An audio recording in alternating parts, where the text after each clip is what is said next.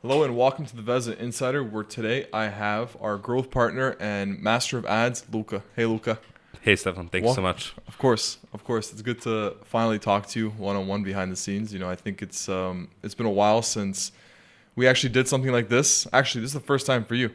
Yeah, that's the first time for me. Oh, this is gonna be fun. Okay, we have a lot to talk about. Obviously, when we get together, when we talk. We can talk for hours, and not even realize hours went by. So, we're gonna keep it short. We're gonna keep it fun. We're gonna keep everything, aligned. So, you've come a long way at Veza. You've been here pretty much from the ground floor, and 3 years later, look where we are. We're in a studio. Absolutely, yes. I still remember when I started working with Veza, and it was, I was just starting with it. But I was also start thinking it's not about years, it's what you pass with someone, what you go through. So you can spend 3 years and do nothing, and you can spend 3 years work with amazing clients, work on amazing project with amazing people, and that will help you, to have experience like you are in 10 years in some sphere. Yeah. So years are just there, like what you'll, experience in those years is more important. Yeah. Your secret sauce is advertising. Yeah. Advertising like the back of your hands and the front of your hands, like everything.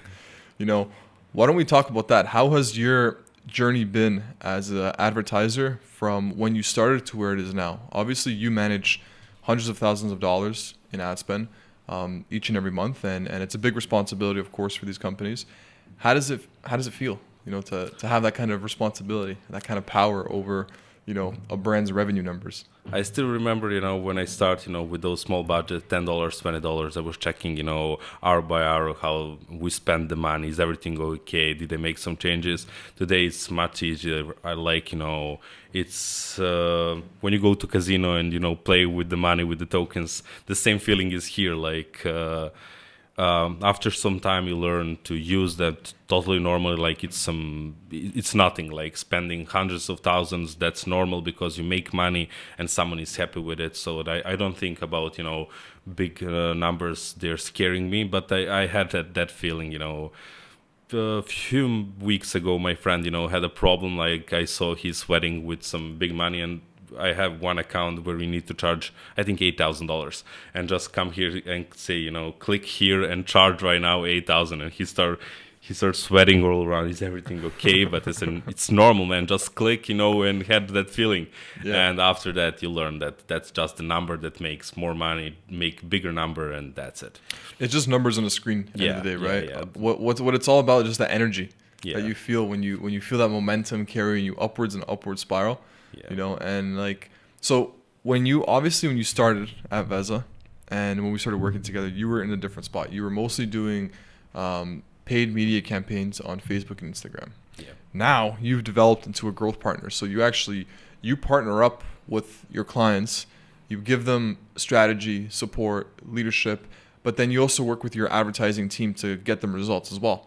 And you've developed a very long way from that, so how was your learning curve throughout the whole process? Like, how did you, obviously there's a lot of ups and downs, but how did you get to where you are today?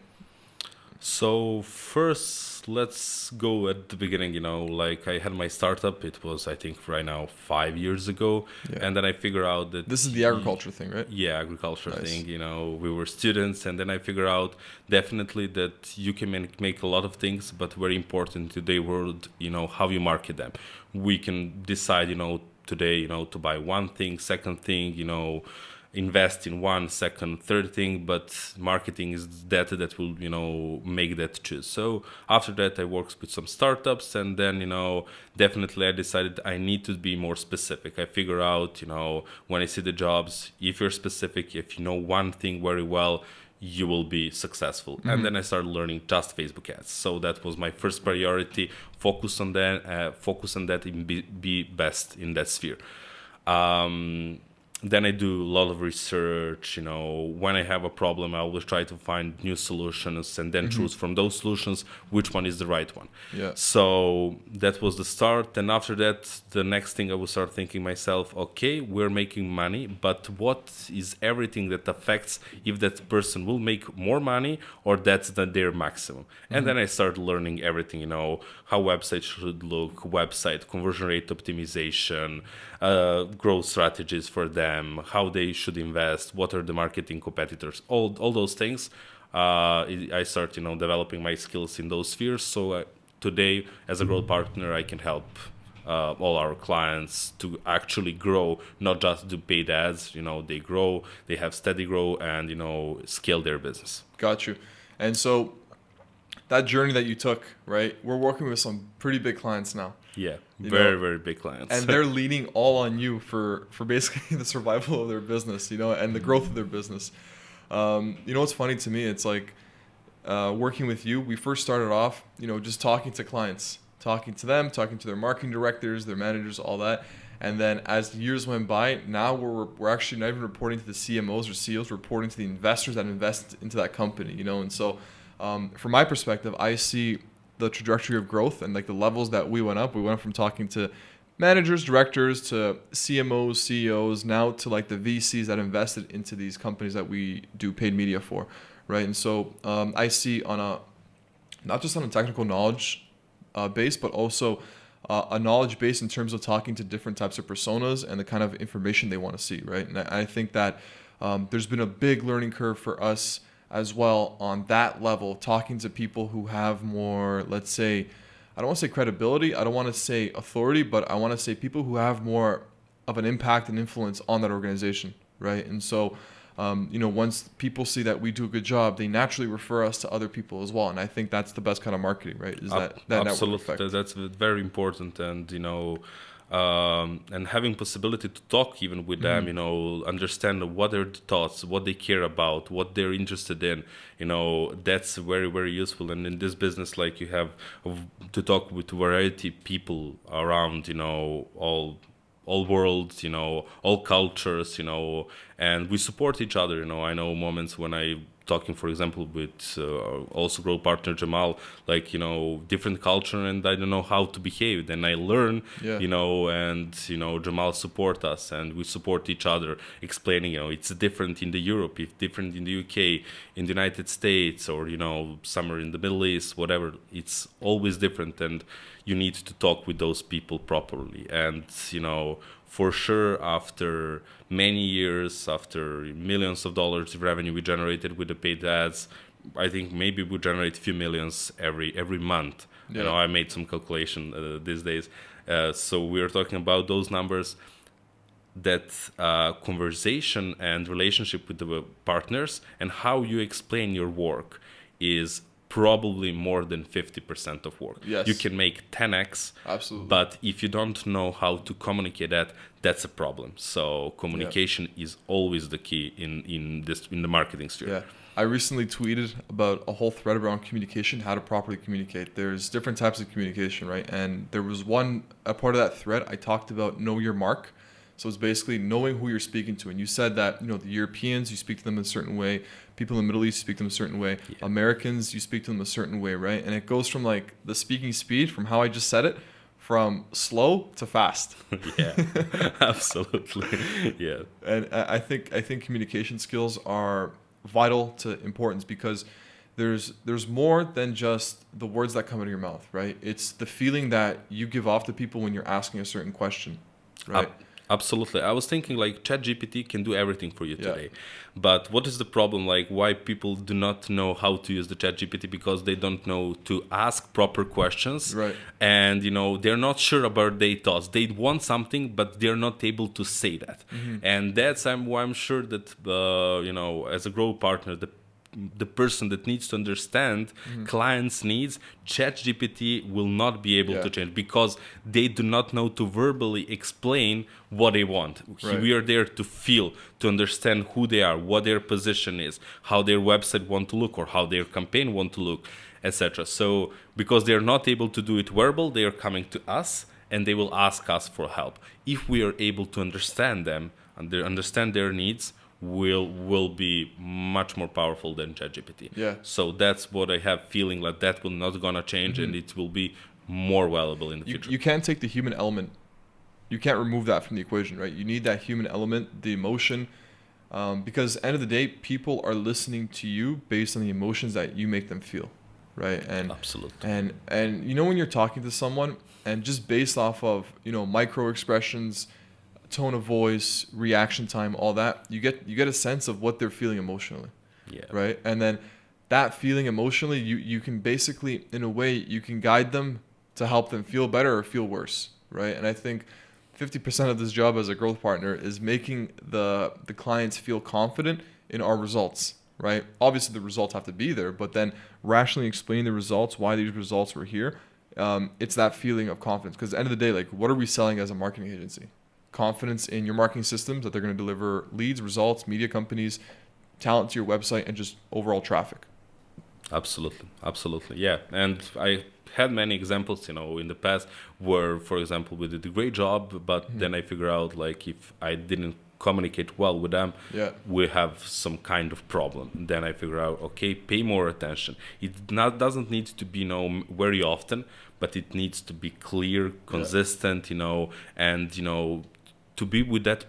Every person is different, and I totally work different with all of our clients, because they need that. Okay, I had a very good piece of advice from one of my mentors a long time ago.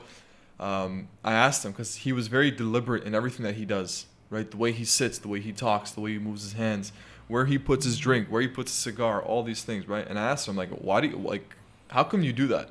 He said, he's like, I'm very conscious of what I do, because I know that other people are mostly unconscious, and so they can pick up of me of how I'm conscious, right? And so by being conscious of the words you choose, what you're feeling, how you're acting, you give a feeling of confidence. Oh, this person knows where he's going. I'm going to naturally follow him and see where he's going, right?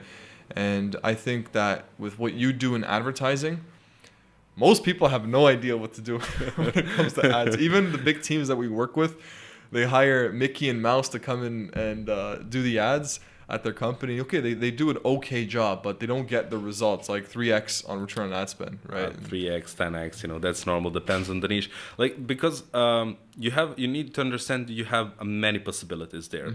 And a lot of people think this works on this case and will work on another case and case after that. But they don't understand, like, those algorithms work on different levels. So it's not the same thing in the United States if you're doing, for 350 million people campaign, or you're doing, campaign for just one state, or you're doing for the Europe. Different behavior of people, how they spend time on Facebook and Instagram mostly. So all those things you need to test and to try with. And when you find the sweet spot, that's it. And they probably, try one way, second way, it doesn't work.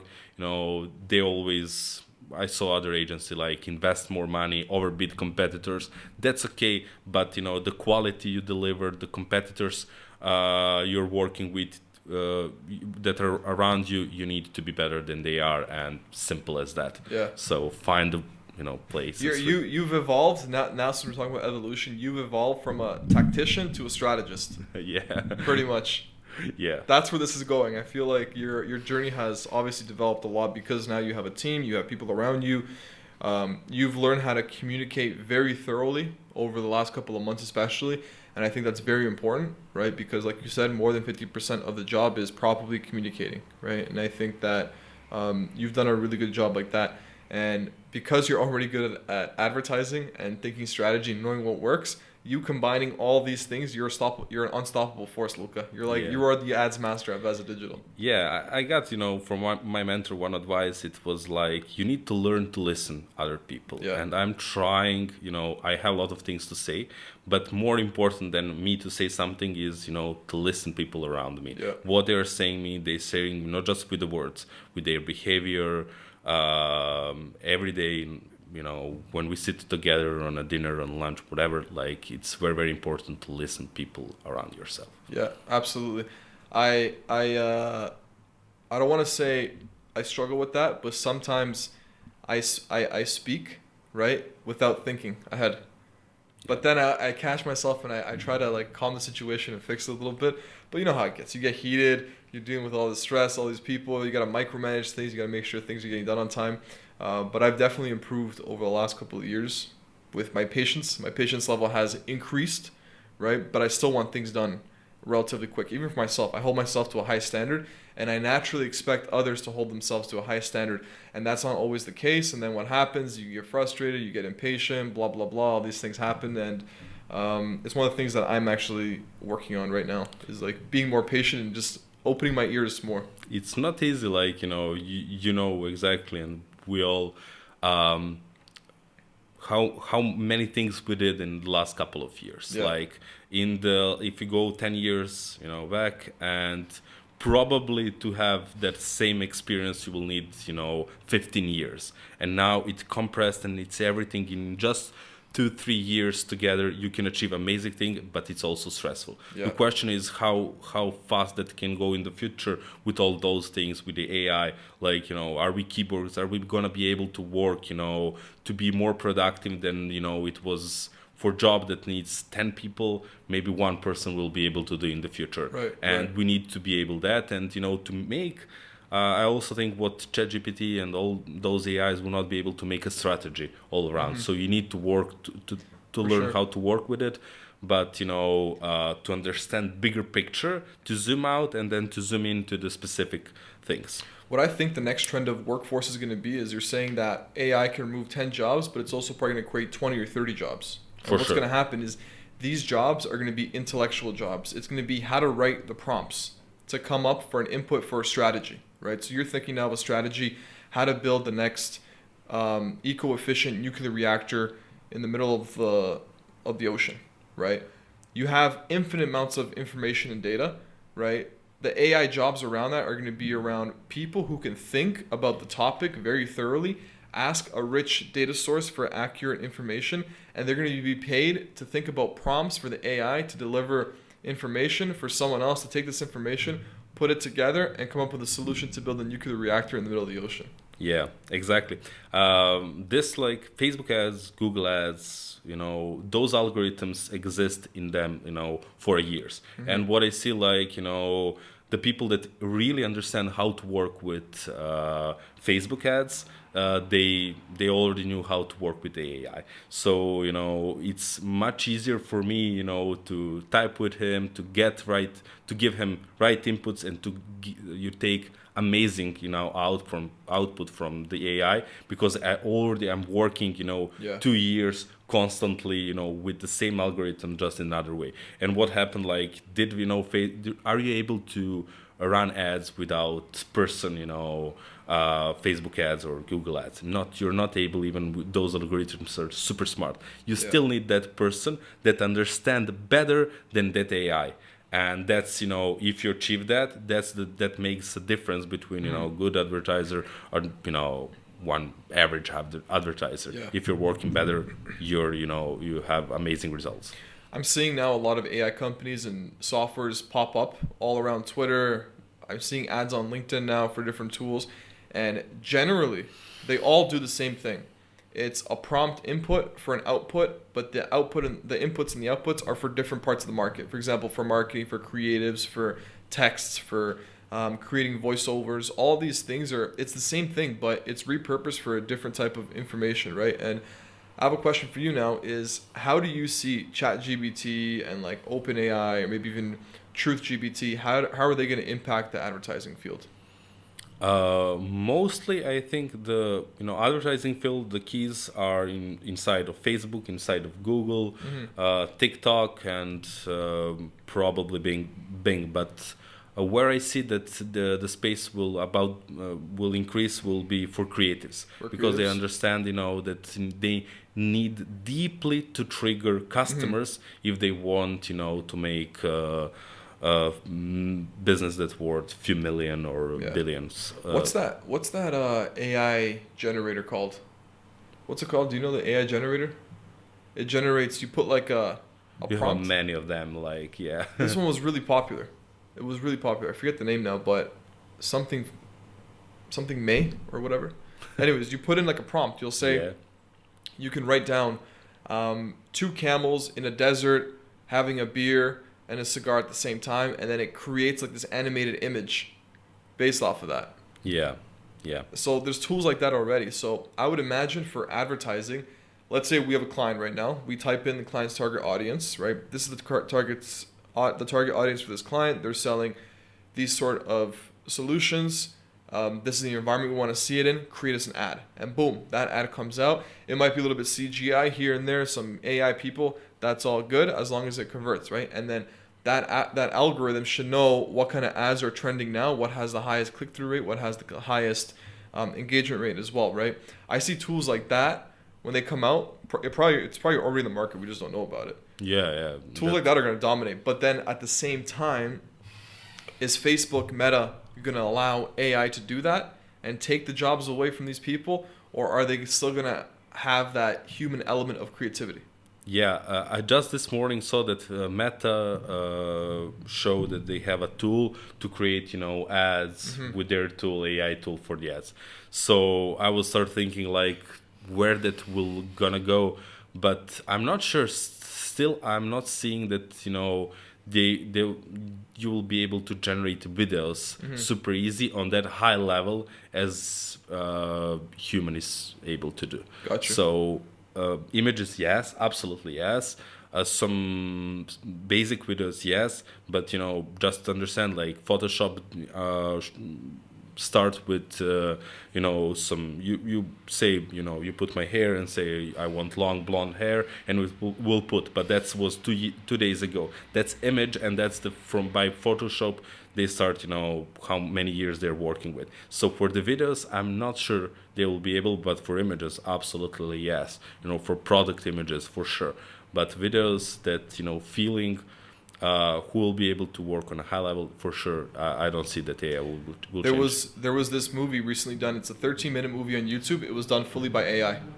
Yeah. I'm gonna send it to you. It's like the voice is AI, the images are AI, all the CGI is AI, the music's AI. The whole thing is made from one AI. Yeah, and Coca-Cola commercial probably. That's right. So yeah, That's right. It's made by AI too. Yeah. We'll see, depends what people will need. Yeah. While we're making, for example, interactive websites, right? Right now, people spend time not on Instagram, they're spending time more on TikTok. Yeah. So you want to keep that same emotion that we all have every day, spending time on TikTok to have on the website. Before, all websites look same as Instagram because people spend time on Instagram, they see the ad, they need to go on a page that looks that has same emotion, and then you can easily sell and they can easily achieve good conversion rate. Now with the TikTok, with that interaction, you need to have the same feeling for the website if your target audience is spending, of course, time on TikTok. If not, then other, maybe you need to write. I'm trying to figure out what's the trend that we should run on for AI. As Veza Digital, there's so many different ways to go about this, right? From AI websites, AI copy, AI video production, AI content. I don't know. I'm trying to pinpoint exactly which direction we should shift into when it comes to AI because, listen, we're only going to be as good as the services that we provide. So if AI is going to be here to stay, which I believe it is, what kind of services are we going to offer as an agency when it comes to AI as it relates to sales and marketing? I think maybe the right answer is, we have a lot of amazing people here in Veza, and we need those people are doing now specific jobs. Yeah. Now maybe they need to go a little bit broad with that and start doing whole job for one client. Okay. So for example, I'm also doing the website for them. I'm working with a copy, but of course I'm using some tools, AI tools. I'm creating images for them. I'm doing everything for them with just one person. To go in that direction where one person will be able to handle one big client super easily. Because with all those tools, you can be productive. You don't lose that. If you understand needs from the client, you don't lose in communication all those informations with the development team, with the copywriting team, with the designer team, with ads team. You need to understand all those. If you're one person with all those tools, you can easily handle maybe the whole story about one client, and you can be faster, you can achieve better results, and that's the key. And after that you make more money, of course. Awesome, Luka. So question for you, what's one question I didn't ask you that you would ask yourself? I didn't talk much of my beginning, but maybe on some future podcasts, Okay. How I start. Definitely I would like to talk more about that, and support other people that are starting their work but do not read books. Do not against that. Do not read books. Do not watch courses. Just go on a work and work your job. Be proactive and work hard. That's it. Sounds good, Luka. This was great. Thank you, man. being on the Veza Insider. Yeah, thank you.